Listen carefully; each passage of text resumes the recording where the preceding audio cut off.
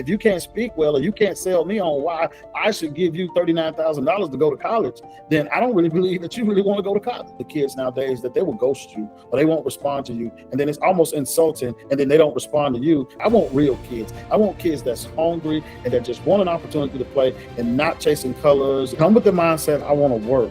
I want to be developed. I want to grow. I'm trying to create value for myself, that when I get to the team, that I can add value to the team or the program that I'm going to. Focus on the details, play the next play, all those things that matter to me. We're going to take it one step at a time.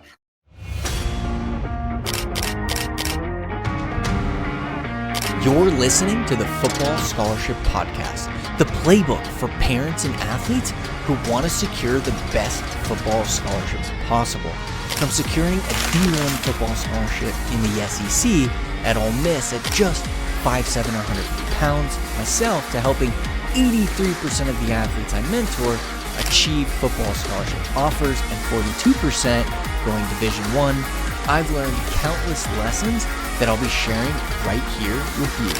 Join me as we interview top experts, successful athletes, and discuss current recruiting trends. Together, we'll help you navigate the recruiting process so you too can achieve your dream of running out of that tunnel in front of 100,000 screaming fans. I'm just curious, as a head coach, what inspires you to listen? I just think it's great content. Just to hear all the steps that you guys go through, to hear every speaker you bring on and the guys that come and talk about, going on the visits and doing all the things that they do. I think it's a lot of great information there that kids could really, grasp from and understand what to do, how to do it, and why it's important for them to do it that way. That's awesome, man. As obviously as a head coach for you, this is kind of like what you're like, man, I want the kids that reach out to us to do it this way or to know how to do it properly. Yes. I stay with a lot of podcasts. I stay with it because I try to learn and try to keep up with the landscape of what's going on. When new things happen, every year there's a new type of kid that joins this recruiting cycle. And obviously, a lot of them are more arrogant than you really want them to be. They really think that they are who they are. And it takes them a long time before they realize that, after they've been humbled for a while.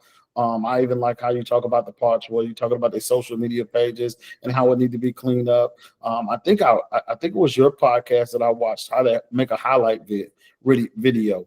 A lot of them don't know how to do that. They just don't know how to set it up the right way, because you have so many to go through. And when you think about it, after about the first five, I don't even say 5 minutes. Let's say the first 2 minutes, it better be something on there popping, or everybody's going to lose interest in the room. Yeah. Even 2 minutes, like the coaches are doing 4 or 5 plays. If it's not like they got to learn to set it up the correct way. So how long do you typically watch a tape before you're like, all right, about 5 or 6 minutes. I mean, I give it time. Wow. You know why? I understand that all of them don't know how to set up a tape. Some of them don't have access to what Richie. They don't have all those different kind of, the coaches don't know, because they're not constantly educating themselves on the landscape and how it's forever evolving. I think social media plays a big role, especially for a small school like me in Division II. We're truly trying our best to find any kid under any hidden rock. I like that when I go on their social media, it need to be in their bio. Right there, I need to be able to click it. I shouldn't have to scroll down, have to find. I should be able to see it right there in that bio, click on. And most of them have the NCAA ID number there. That helps too, so I can go ahead and punch him in and see where he's at. I can pull his transcript from there if he's already did those things of uploading. So now, before I ever make initial contact with him, I got a good background on who am I, other than the initial conversation. I know where his grades at. I know what he's, can he be eligible to play here, the whole nine. And if the tape shows well, the grade shows well, now we're talking about character.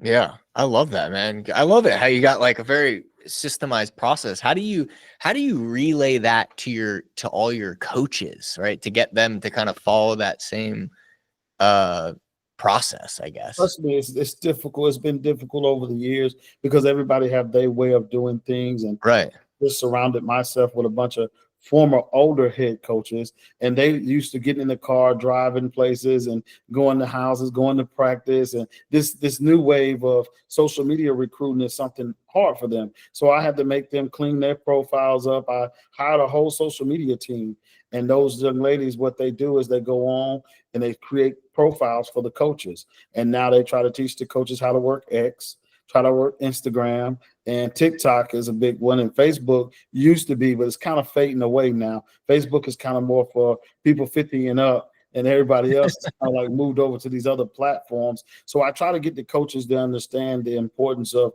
their presence on social media, because that's the first initial contact with a lot of kids that gives you difference between regional and national recruitment. Mm-hmm. And are you guys doing both? We do both. I mean, we go out to our local schools. Everybody that's in Atlanta, within 100 miles or 200 miles radius, we'll go out to those schools. But there's a lot of kids that's headed in Houston, Texas, Arizona, and social media is our first, introduction to who that kid is. Yeah. So do you typically go, your coaches, do they recruit an area, and are they going to the head coaches, or is it just, hey, let's dominate social media? We dominate social media, and we go in and we recruit the coaches. A lot of times, the coaches do a good job of emailing you all of their kids and their prospects the year before. So we do a good job of recruiting in season. Probably unlike most Division II schools, we have a lot of visits during our game weeks. Our 5 home games are full. We're going to have 25 to 30 kids. That's an up-and-coming senior. We're going to do a great job during the spring of making sure that we have Junior Day. Junior Day is a big thing for us. We just had it here on April 26th of this season here, and we brought in 55 juniors to make sure that they got a chance to be able to see us up close, live in person. We get a chance to look at his measurements. We get a chance to look at him, eyeball him to see what he looks like. You really 6'2", buddy? Most of them are really never 6'2". They're really 5'10", maybe 5'11". They really don't lie. Come on, these kids, man. You lie, you're gonna turn a coach off, man. You can't lie about how your height, right? They do it all the time. So we just know if he say he's 5'10", he's really 5'8", and we know it. And we just go ahead and bring him on. And then sometimes legitimately they be 5'10". We find those one in between, but it helps us to be able to identify. And if you stroll down his social media a little longer, you start finding things that whether they got some character flaws. But kids have done a really good job now of having a out public page, and then they have what they call a spam page. Now, if you ever find that spam page, that's who they really are. And if you find the recruiting page, then I guess coaches and counselors are doing a pretty good job of that now, making sure that their social media is pretty clean. Well, our coach Brian, he's like, man, like what we used to do is we would talk to them on X or look at their X, and then we'd go to their TikTok and their Instagram and see what they're really about over there. That's what they do. The coaches, the girls, actually, I have a lot of young ladies that's below 30 that work in what we call our little recruiting department. I've created I've tried to change the shape of Division II. Obviously, Clark Atlanta is a bigger school than any other school I've ever worked at. Clark holds about 6,000 students. So you have a lot of people that works in the media realm for us, and they'll go in and they'll say, all right, we want you to find this kid. And they do a real good job of pulling them up, finding them for you. Find his TikTok. Find out what you need to know. Right. Within 24 hours, they can tell you who his girlfriend is. Gotcha. Or his girlfriends. Hopefully not. First, they just do a good job of being in the comments and knowing if he having beef. And then, when we make that visit, a lot of times we already know. We have strategized out how we're going to go visit a kid. When we go see him, we kind of know. But I like to stop by the cafeteria. I like to stop by the English department. The English teacher is the only teacher in the building that's really going to be real with you. I don't care who she is, 9th, 10th grade, 11th grade, 12th grade. When you go ask her, she cares nothing about football. All she's going to tell me is the raw truth of who he is. And the cafeteria lady going to tell you how he acts inside that room when he's in there with young people. Most of the cafeterias are not really huge unless you go into those big 5 and 7A schools. But most of the people around there all know, especially if he's a superstar, everybody kind of know who he is. Yeah. This is such a good conversation because we talk about this all the time. Like coaches, if they're serious, they're going to offer you. It's a good program. They're going to the cafeteria lady. They're going all about football, but they'll tell you about that kid. So if you're listening right now, it's not just what you do on the field and your communication with coaches. It's like it's who you are all the time. What's your character like? And like you said, it's can you play? Transcripts, and then we're on to character. So for you, Teddy, like you're building your program. You've had a lot of success as a coach everywhere from arena football to college. Like you've done a lot and have had a lot of success. What is that character? What are you looking for, and how have you built your program around that? Well, I think the first thing I want to know, I talk about what does he do when the ball is not coming his way? That's his character to me. At receiver, you're going to find guys who, if the ball is coming their way and they're the primary route, they're the primary route. They get off the ball hard. They're going to run the route to the fullest, and they're going to be trying to get open. But when the ball is he's the backside receiver, and he's just a runoff route. How does he get off the ball? Does he release the same way? Does he block when the ball's coming his way? Do he do things, extra? Do I see him on kickoff?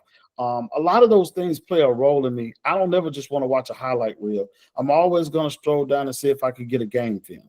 So I might even hit the coach up over there. That's the recruiting coordinator. And most of the schools we go to are pretty persistent. They have one coach that's on the staff. That's usually the recruiting coordinator who sends out all the stuff. Or we go dig through the emails and find the coach that sent over the stuff. Hey, coach, could you share a game film with us at Clark Atlanta to see what we got so we can watch him as a whole? How many minutes did he get? And the coach always going to sell him good. He's never going to say much bad about him. So you already know that you just can't bypass. You just listen to him. But you got to be a real good judge of, can this kid fit in what we do? I get on to my coaches. We don't want to get in the habit of mass recruiting. We want to know that if I'm going after a high school kid, can he develop in a year to be able to play high-level football for us and do it at a high level? The second thing I know, if I get a transfer, he got to be able to play immediately. I need to know that he's better than everybody else I got on this roster at that position, and he can make an immediate impact. There's no need of grabbing a transfer if you don't have an immediate fix for him. Like, he's going to come in and make a total impact to your program. That's important to me. I would rather take a high school kid, even though a lot of them don't want to be developed anymore. They want to come in and play right away, which some of them may have the traits to play, but it's a mindset too. See, I think that what most players don't realize, you may have all the physical attributions, all the things that you can do to contribute to the team, but do you have the mindset, the grind? It's hot. Factors change. You've been playing on Friday night at 6 o'clock or 7 o'clock when it's cool in the afternoon to playing 11 o'clock kickoff or a 12 o'clock kickoff where the sun becomes a factor. Your sleep is not the same. It throws off the algorithms of your body. We got to know that you can come through all that. So we change our way we practice, put them in all these tough situations once we get them to campus. But I think character is a lot of things I'm talking about how we treat the young ladies, how he's treated staff members. Do he have moments where he blow up? Do we have, can he be coached? Do he listen or do he listen to respond? A lot of those things play a role into who I want on my team, because the better we get him and know what his flaws are, the better we have a chance of developing him and getting him where he's trying to go a lot faster. Yeah, I love that, man. I know that's something that you that's really important to you, is like actually building men, right? And so for people listening, that's a really important part of building a successful program, right? Is actually, and it's hard today, and because kid could come for a semester and he's out. You know what I mean? So walk me through kind of your recruiting process, right? How do you go? Like, I know you use social media. What's kind of your process for going out and finding players to continue to fill your roster? What does that look like? First, you got to figure out what you need. And like I said, the coaches do a really good job. Most of the high school coaches in the area, from all the way from California, from the JUCOs to all the way to over to the East Coast, they do a good job of sending out the prospect list. What you have to do is you got to go through that. First of all, I'm gonna look at my board and see where I need a need at. These are the places that I need. If I got a kid that's a junior, I know he's going to be a senior. We might need 2 tight ends. So we're going to eye and find those 2 tight ends, but we're going to go through everybody list to see if we can find a tight end. Sometimes that happens, sometimes that don't.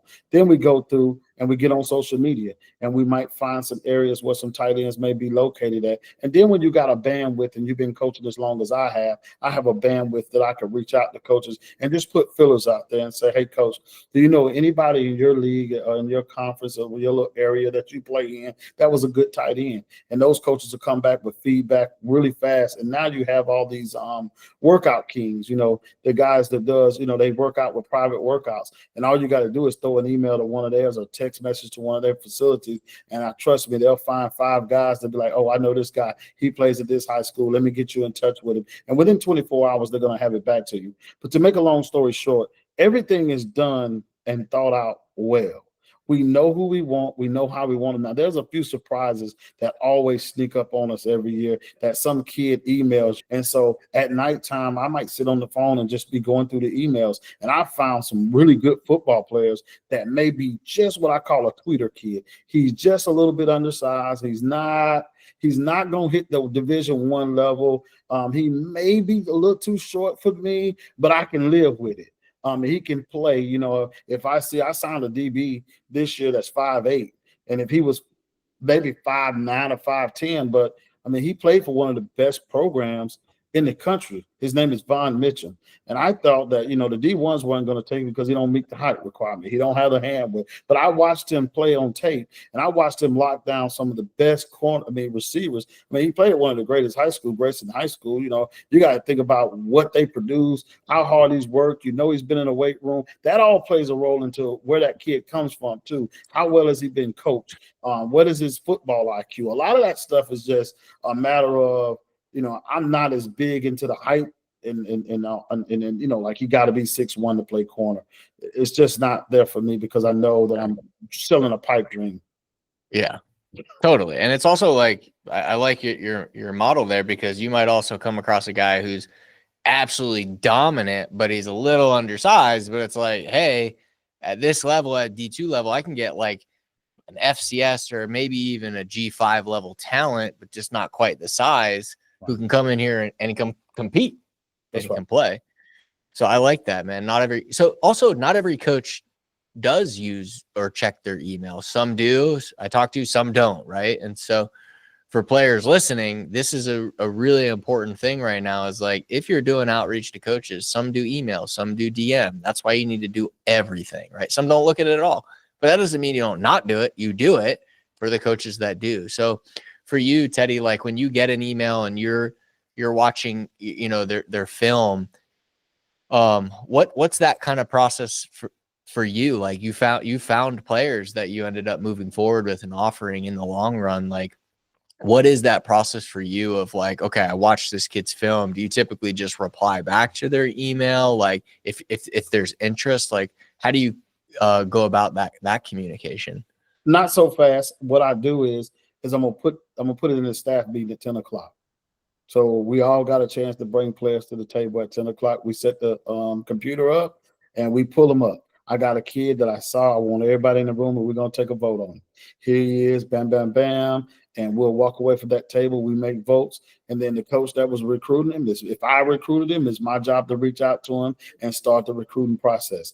Then, we give it to the girls and we say, find this kid on social media, find out whatever you can find, Google him, do whatever you can, find out what you find. This is the high school he from. Go find out on this high school huddle. If you got to reach out to the school, do that and find out who this kid is. If we don't have a 900 number, we can, his NCAA ID number that we can't find visibly. We try to get that from the coaches and get an unofficial transcript. Because the first thing we got to know is, can he go to school here? I coach at a school that is like the Black Ivy Leagues. You got to have a 3.0 to get in school, and that's not an overall 3.0. You have to have the 3.0 in your core courses, meaning that everybody that comes here, they got to be able to do the work. So that's the first thing I'm going to look at after I figure out he can play. I need to go, and the second thing I need to figure out is, can he go to school here? Can we get it? Because there's no need to do all that work, and we can't get him in school. So now once figure out he can play and he can get in school. Now we start the recruiting process. I'm going to reply back to the email. How you doing? Blah, blah, blah. We're very interested in you. What can we do to have a conversation? Give me your number. They send their number. And next thing you know, we start the texting process of calling each other. Then we share whatever information he wants me to know. And then we try to set up a visit. Can we get you on campus? I need to see you. I need to put my eyeballs on you. If I invite you to campus at any point in time, that means I have a legit interest in you. A lot of coaches would do mass recruiting and just let people come in and just know that's not how we do things. If you come on my campus, even for junior day, because we've already been through your tape, that means I have a need for you. I want you. And 9 times out of 10, unless you blow it, I'm going to offer you at some point in time in your junior year or your senior year. Yeah, unless you blow it. That's the key word. But this is a really good conversation because, like, you know, obviously a lot of players do get mass invites to things, whether it's a camp or a junior day or what have you. And so one of the things we teach them, Teddy, is like, if this is how you tell if it's a mass, like you get a mass email or whatever, you email the coach back politely and say, hey, coach, thank you so much for the invite. And you ask him a question or two to really find out, is that coach interested? Is it, or is this a mass? If that coach responds back and they're interested, you got to go. Like, you got to, now it's like, if this is the school you're interested, you got to go. Like, that means they're serious. They responded back to you. They've watched your film. They've had a conversation with you, or if they haven't had a conversation with you, but they've watched your film and they know who you are and you're on their board, you got to go. Right. And so I think even if they're not interested in that school, I think the lay of the landscape, and I think this is what hurts a lot of kids, they don't take advantage of every opportunity that's sent to them. Or they'll go back to their email after everything they thought they wanted didn't go through, and now they come back, and by that time, the coaches have moved on. I think it's okay to develop a relationship with a coach and say, hey, how you doing? I appreciate the invite. I'm going to try to make it here, blah, blah, blah. Let's keep in touch so we can think, you know, you don't have to let forth to say, I'm not really interested in your school. But I think it's so rude of the kids nowadays that they will ghost you or they won't respond to you. And then it's almost insulting that you put that much effort into trying to reach out to them and then they don't respond to you. But then all of a sudden, we 2 or 3 weeks before signing day and you haven't gotten what you thought you were going to get. And hey, coach, does this offer still stand? Well, absolutely not. It doesn't. Oh, yeah. I mean, you blew me off. Yes. What? If you're the parent of a high school football player who wants to earn a college football scholarship and your son is struggling with marketing himself or confidently communicating with college coaches, I wrote this book specifically for you. Inside it, I share exactly how I earned a Division I football scholarship in the SEC at just 5'7" and 150 pounds, without going to camps, being ranked, and without any connections. And right now, I'd like to give you a copy completely free. All I ask is that you just cover shipping. I'll drop a link in the description below so you can grab your copy before we run out. That's a good point. So it's like, hey, even if it's a school you might not be interested right now, you're exploring other options, like communicate with the coach, build a relationship with the coach. The other thing too is like, maybe you really like that coach, but that coach, maybe that school is in a cold place or something like that you might not be interested in. You don't know, that coach could end up going to a different school or somewhere else. And now you've built a relationship with that coach. So if coaches are interested in you and they're talking to you, communicate with them, talk to them, you know what I mean? And just be upfront with them about it, at least.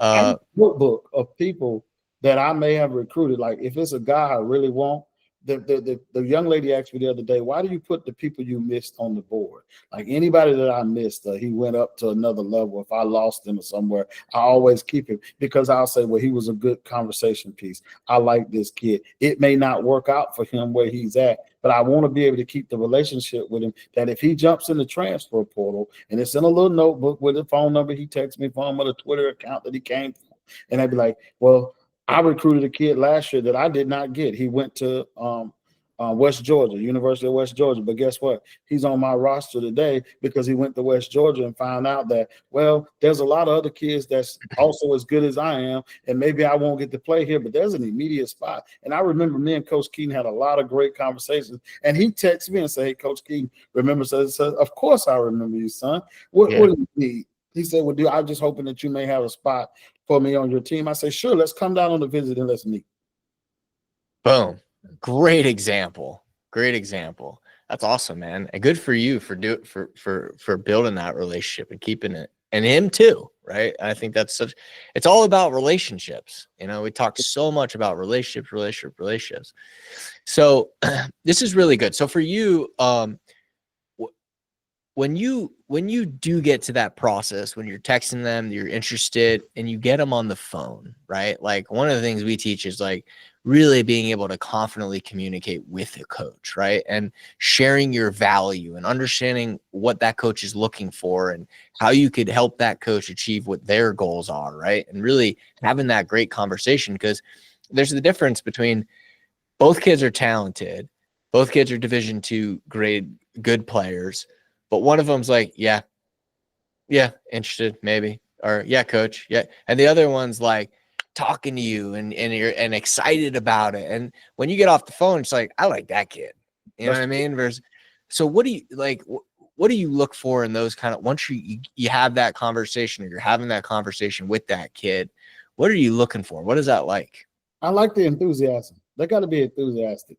I want everything to be about, he got to ask me questions. I think a lot of them don't have girlfriends because some of them can't communicate well at all. I'm talking about no conversation pieces. Just like you just said, you just hit it on the head. Well, I don't know. I got to ask my mom. No, like, okay, well, what you want to study? Well, I haven't really thought that far. Well, I think when you get on the phone with a coach, especially if the head coach calls you, if I make a phone call to you, trust me, because most of the time I'm going to trickle it down to somewhere else. But if I call you, I'm trying to get to know this. It's going to be the make or break of a deal. Because if I'm not comfortable with you, regardless of how good you are, and I don't feel like you gonna represent me, there's things I got to get you to do. You got to go on what we call appearances. You got to go make guest appearance with people. They may want you to come and speak. They may want you to be in the public relation class. And if you can't speak well, or you can't sell me on why I should give you $39,000 to go to college, then I don't really believe that you really want to go to college. It's so true, man. It's so true. And that's why we really pound like what we do with them is we give them, here are questions that coaches will ask you. Here's questions you need to be able to ask the coach. Then we get on the phone with them and we just role play it. We practice it with them. How you answer this question, how you answer it, so that by the time they do get on a phone with the coach, they're like, let's go. Like, I'm ready to go. You know what I mean? And so informal. We try to be like homeboys. Hey, buddy, how you doing? How's classes going? It was a good day outside. I mean, we talk about anything that we could talk about to get you to talk. And a lot of times you can really, if you've done your homework, you kind of know where he comes from, a little bit of his family, his background. Did the parents go to college? Does he come from a parent household? We know those things before we pick that phone up and call. But a lot of kids need to rehearse themselves in the front of the mirror. I know it's hard for a kid that's 16, 17, 18 years old. He gets on the phone. He's about to panic. I can imagine. I'm only at the smaller level. I'm at D2. Can you imagine it when Lane or somebody call you, or Coach Saban, you might hang the phone up on him. Even at our age, you might be like, quit playing with me. That's the difference. But these kids sometimes have to really, really understand that it's just as nervous for us to pick the phone up because we don't want to be rejected either, so it's kind of like you don't want to be texted, like, the guy get on the phone and you just like, I got to make this jump. I got to make this phone call to this kid. He's a great linebacker. Let me see if I can connect with him. And when you get off the phone and you don't feel like you connected with them, or you don't feel like they had no interest in you, it becomes real hard to pick the phone up and call them again. Yeah, no, totally. So like, it's so good hearing it from the other side of the table, right? Like, kids are so afraid to call and not, but it's like, hey, coaches feel the same way. Like, and I get that. Like, if I'm a coach and I'm recruiting, like that's a big part of my job. I'm constantly reaching out to kids constantly.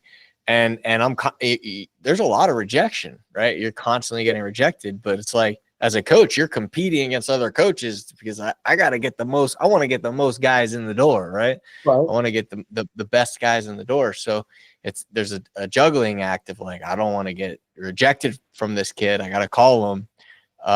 And also like, I want to get guys to come to the school, and I want to get guys here and sign. So it's interesting to hear you say that. And I think it's really good for parents and players to hear, like, coaches feel the same way, right? And when they talk to you, talk to them with enthusiasm, show them that you care, be prepared to talk, you know what I mean? And it's not that hard. And if you can't be prepared, you know what you need to do? If it's not that time, hey, coach, can I reschedule a time to talk to you? I'm at practice. I'm about to get ready to go to practice right now. I'll call you back at 7 o'clock.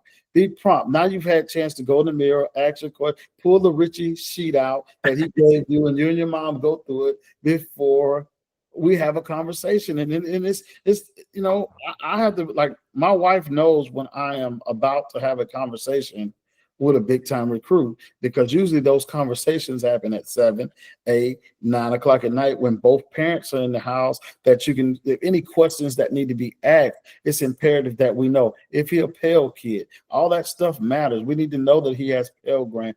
Can he receive financial aid? Because it helps shape what we're going to do financially for him when we do make that offer for him. So it's a lot of questions that got to be answered. And a lot of times the kid just don't know. But if you don't know, it's okay to say, coach, I don't know. I just need to talk to my parents and let me get back to you. Whether it's good, bad, or indifferent, you need to be able to pick the phone up and say, coach, I really appreciate you for reaching out to us, but at this time we're not, interested in such, and we'll move on from that. And now you may call back, but because you closed the door the right way, it makes it easier for us to open the door if you have to double back to me. 100%. Yeah, you did it the right way. You didn't just ghost. I know we live in a world where ghosting is a big thing, but don't be that guy. Don't do it. Coaches may do it to you, but that doesn't mean you do it to coaches. Right? You gotta for that, Richie. Huh? I will fire coach for that. I don't think that's necessary. I think it's very important, as you started this conversation off with, everything's about relationships. If you can't do it, just say you can't do it. If you're going to be available for the call, be available for the call. We also know that things come up. Things happen that you do. It's nothing wrong with sending a quick email. Hey, I'm running behind today. Can we push the call back to 8:30 today? Don't leave people in limbo. If you're not, we're going to go in a different direction. Not responding to the kid, not saying anything is almost, I think it's crazy, because like I said, at D2, I don't know about any other level. I can't tell you about any other level, but what I can tell you at D2 is bounce back. It's move forward. So I have to maintain those relationships just in case something go down the barrel. He could go to another D2 and it may not work out for him, but he remembered the relationship and how Coach Keaton made him feel. And even when Coach Keaton let him down, he still understood that I understand that he's 16, 17, 18, and it's not fair to do him that way. An adult should understand that, and if he doesn't, then I really pity for him and his program. Yeah, that's awesome, man. Totally. It makes a lot of sense.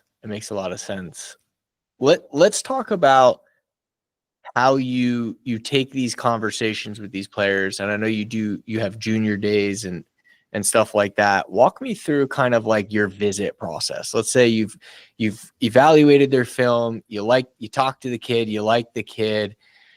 Do you do camps? Do you do all of the different game day, junior day? Do you excuse me? Do you do them all, or do you have a specific process that you follow on trying to get the official visit? Like what's your process of, like, I got this kid, I like him. Where do we go from there? Well, I try to get you to come on an unofficial visit first, because it'll show me that you're invested in whatever we're trying to sell there. On that visit, we're going to try to take you to every place we could go, every teacher. We're going to sell you on the process. We're going to meet with the coaches. We're going to put you on the board. We may even watch a little film with you so we can see where your IQ is at. We're going to talk about stuff that's off script. I'm going to put you with some kids, some players that they're going to come back and we're going to interview them and what they felt was, is he a good teammate? Would you think he would be a good person? Because usually they'll let their guard down when they get around the players and hang around them a little bit, and they'll tell them how they really feel and what other schools they looking at, and that process. But the camp part, I love to invite them back to camp. Let's say we got a junior and we're just unsure because his tape doesn't show his change of direction, different things that we might need at that position. So we'll bring him back, and I'll bring him for free. I'll just let him come for free and be like, hey, just get back up and let's go through camp. And I want to run you through these drills here. Let's see where you at and see where you at on my radar, because there's about 22 to sometime more, right around 22 kids that I want to find that's going to be identified as starters in our mind. And a lot of times we're wrong. Because it'd be the kid that we didn't identify as a starter that emerges to be the best. But those guys that sometimes you tab that you think that they're D2 ready, whether they're a freshman or a sophomore or somebody transferring, we try our best to put them through everything that we can get them through. We have a list of questions. We have things that we expect them to bring with them when they come. We even height, weight, put them on the scales, know what they're doing, and ask them what their eating routine is. How do they eat? Because a lot of kids come in undersized, and we would like for them to be around that 180 to 190 if you're a skill guy. If you're a defensive lineman, we ain't taking you if you ain't no more. You got to be at least 255. Some people will take you at 225, but you better be excellent, because now I'm going to end up with a tweeter player. Let's say his eating habits are not good, and we're not fortunate enough to have a meal table like some of the Division Ones do. So we have to depend on the cafeteria, which thank God for the place I work at. They work with me really well on that. They'll cater meals to them and make sure that they get what they need to get the proper nutrition. But it's things that we have to look for. And those things we see with our physical eyes in the conversations, and it's multiple coaches that speak to them. And we do cross recruit. We don't just let the defensive coaches talk to the defensive players. We let offensive coaches talk to them too, to ask them what they know about, okay, if we give you 2x2, what that look like. What do you do in your high school? What you do? Do you split? Are you apex? And, listen to their terminology, how well they picked up, who coached them. What's your first step if if I'm covering, I'm pushing the three, am I underneath the linebacker? What am I doing? How far is it going to take me? Those type things happen. So it's important that your football IQ, and I think it all depends on each school that you go to, what they're looking for. And me, they call me the waymaker. I'm a guy who has made a way and turned around some programs, but I do it because I have a scientific process to what I feel that works best for flipping a program, and if that kid fits the mindset of what I'm trying to accomplish with that particular unit that I'm taking on right now. Yeah. What is that mindset for you? Like as you build programs? See a little, see a lot, see nothing.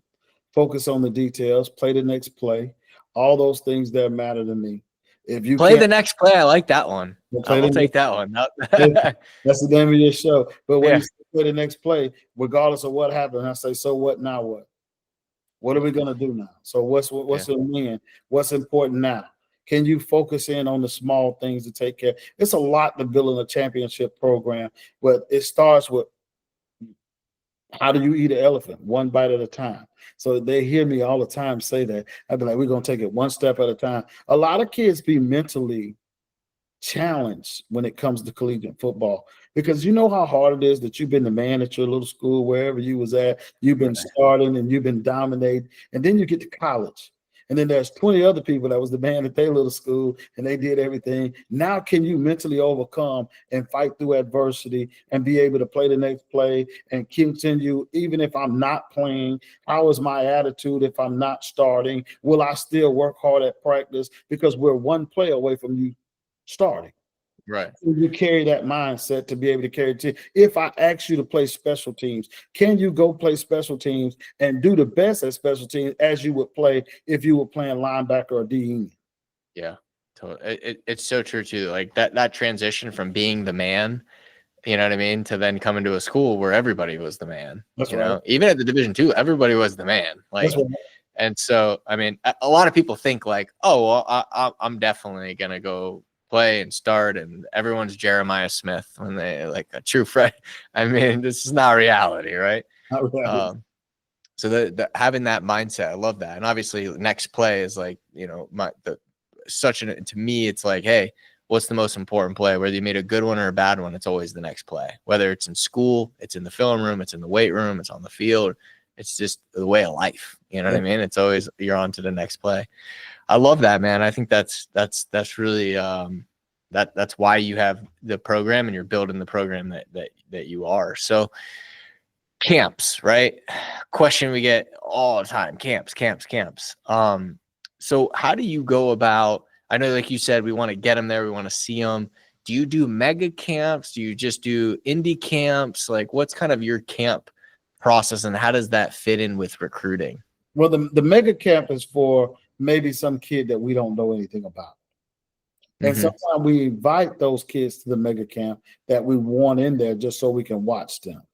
But the mega camp is to find a kid that maybe didn't get recruited or we didn't know nothing about. Every year we find 4 or 5 kids at a mega camp that nobody knows anything about, that nobody's emailed them. Because there are some lazy coaches out there that don't send anything out, or the parents haven't out. Or sometimes I don't like to put it on the coaches, because I think our high school coaches do a tremendous job of working to get, but there are some kids that play at programs that get slid under the radar. They just don't have access because they're in these remote trails. When I was coaching in South Carolina, that was one of the most interesting places I ever been, because I thought in 2024 that there were people with Wi-Fi. But there's areas in South Carolina, in remote areas, that may have really good football, but they don't have Wi-Fi at home, or they don't have internet services or a telephone service out there. So you're talking about, how do you find that kid? So now he has a camp, but somebody decides to drive him to Columbia so he can goes up to the camp, and he's this massive 6'2", he's 235-pound linebacker that's been back in the, on the dirt road somewhere. Those are the kind of what you have mega camps for. Now, we do have what you call elite camps and prospect camps that we try to have, but they don't get as big as maybe the Ole Misses and the Alabamas of the world. We may have 20 kids at that camp that we bought. We just had a private workout. Basically, that's what it is. And we invite those kids that we, like I told you before, if we have any questions about who that kid is, how he moves, what he looked like, the coaching staff is in there personally to look at him. His position coach take him to all these drills, the bag drills, the L drill. If he runs routes, we try to take him at routes, watch him, and we look at his raw ability. We also film that. So when we go back in the room, now we can put it on the board. And, I have a lot of coaches that played and coached at the Power 5 level. So we all think a little bit differently than most people think. So we can't remember everything that kid did. How fast can we get him ready to play football? That's important to us. That's how fast can we just did a tackle, and we was high on this kid. Now, we was really high on him. We bought a kicker and a tackle.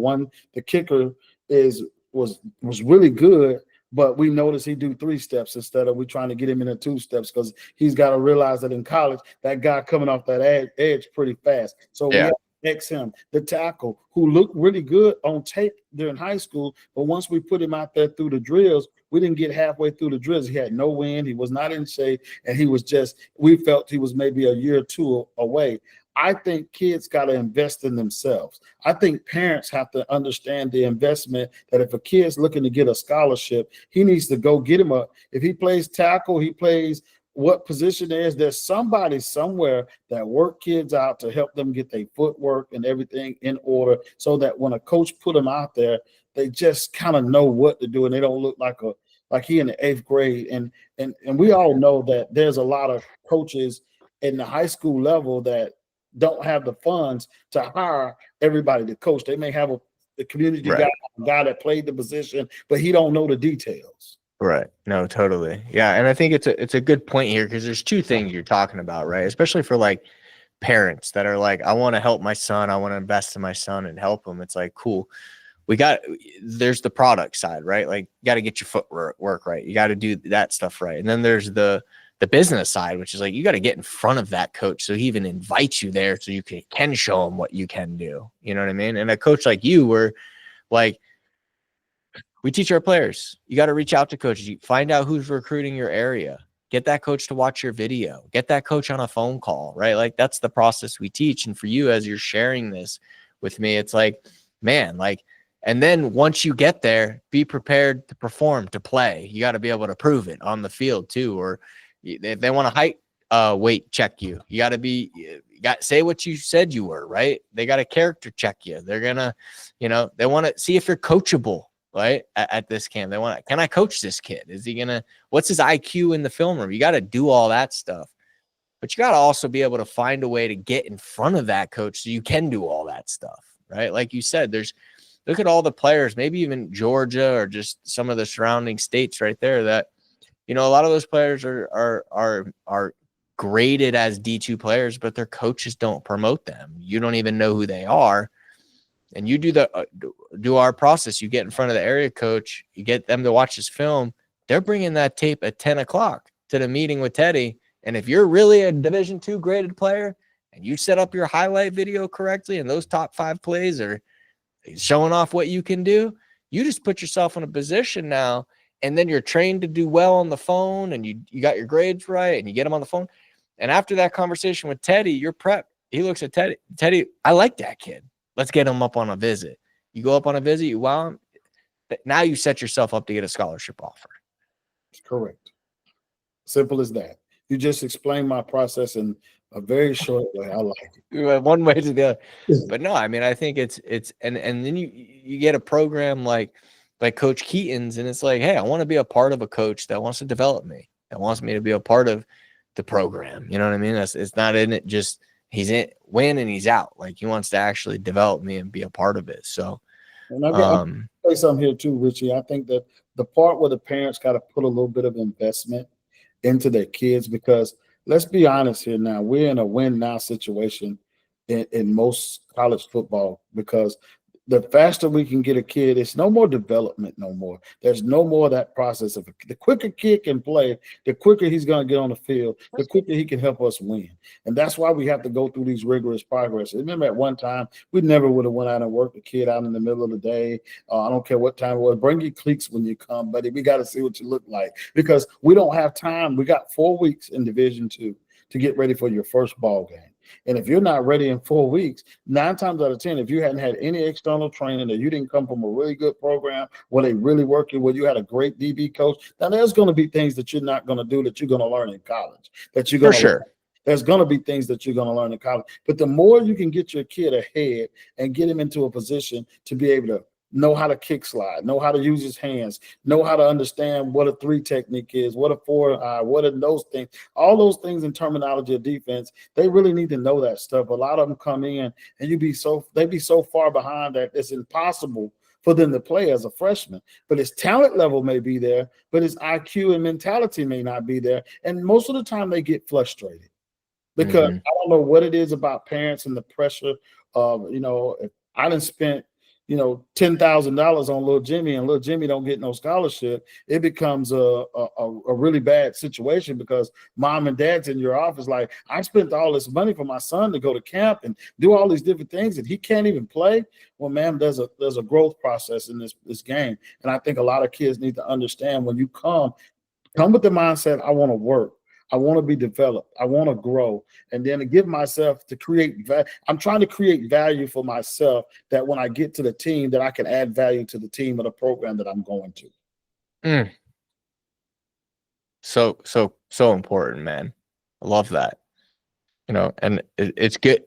If you're listening right now, you're a parent, please get your son to watch that. If you're a player, listen to what Coach Keaton is saying right now. It's gold, especially as we're coming into May now. And if you're a 25 and you're getting ready to head to college, like, listen to what he's saying.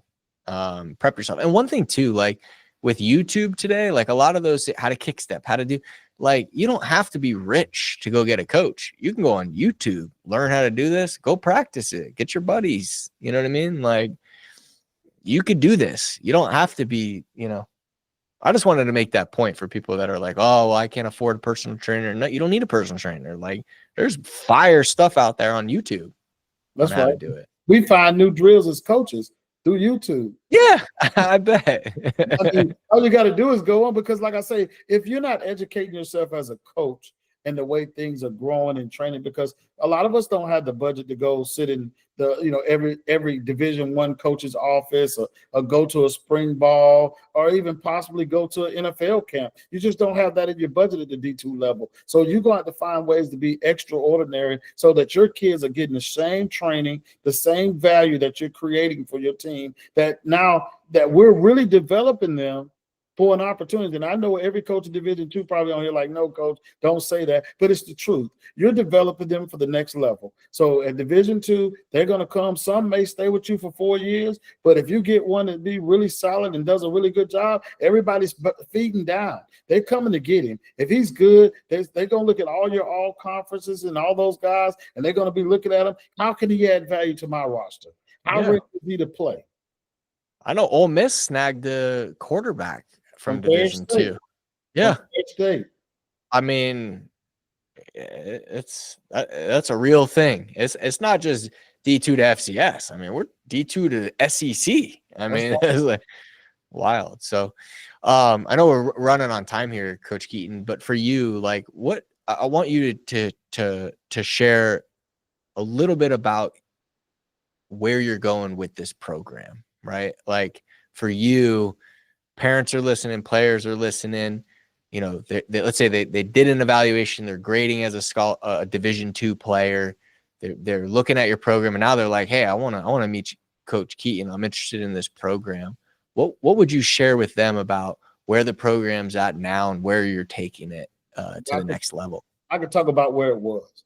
30 years since they won at any point in time.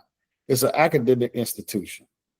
When we got there, we knew we had a challenge because they haven't never won. So we got there and we flipped it and we changed it. And our goal is not to be the SIAC champions. Our goal is to be a national champion. And that's how we work and we prepare. And we're looking for kids that got that mindset, that buy-in. If you don't have that, we may come up short, but we're going to always be striving to win a national championship. And some coaches say, I told them when I got there, if Teddy Keaton can't do it, then it can't be done. And I meant that. And I really meant what I said. I said, because, I've took 3 college programs and flipped them from ashy to classy. And that really wasn't about me.